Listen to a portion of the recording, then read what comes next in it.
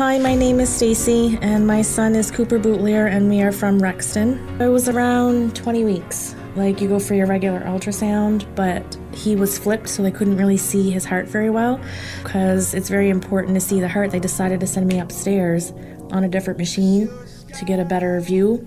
And that's when they saw that there was something wrong, but unfortunately, because of the way he was positioned, they couldn't see what was wrong.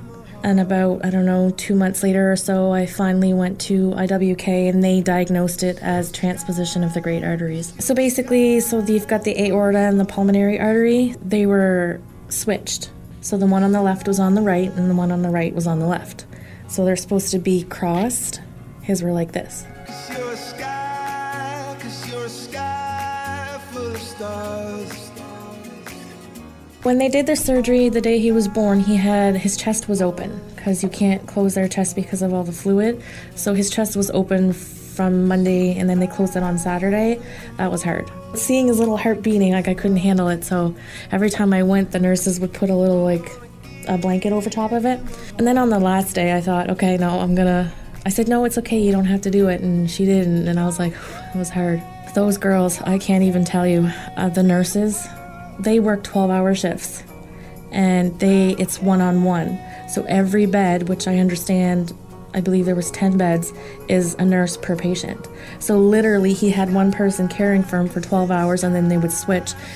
And, when you go there and visit your kid, you're literally sitting there for hours at a time, and you talk to them, you get to know them, and just, they are on top of everything. Like his binder every time on the desk, with all the documentation and the doctor's notes and all the drugs they administer, literally it was very, very thick.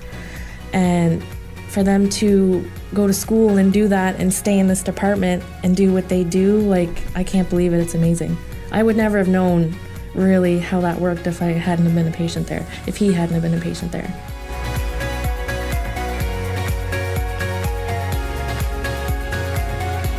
Like I said, I believe it was 16 days, so he had his surgery on the Monday that he was born.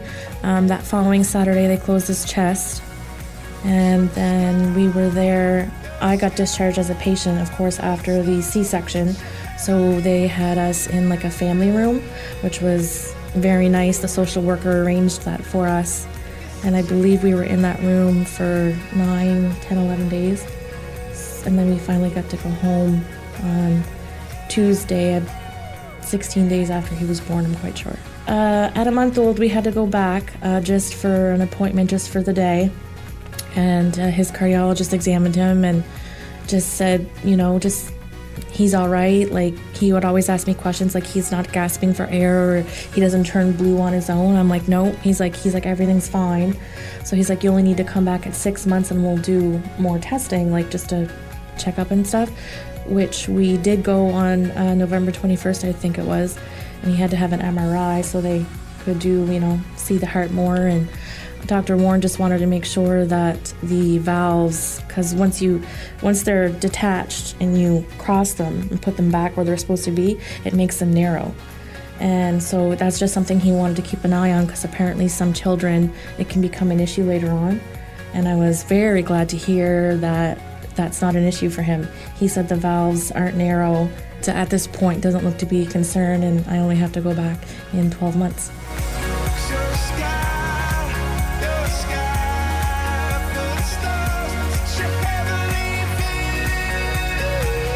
We need this hospital. And not just the fact that my family alone, 2 children, needed it. What are the odds of that? I was telling my sister, your son and my son need this hospital. I would do whatever I had to do to make sure that this hospital had a lot of support.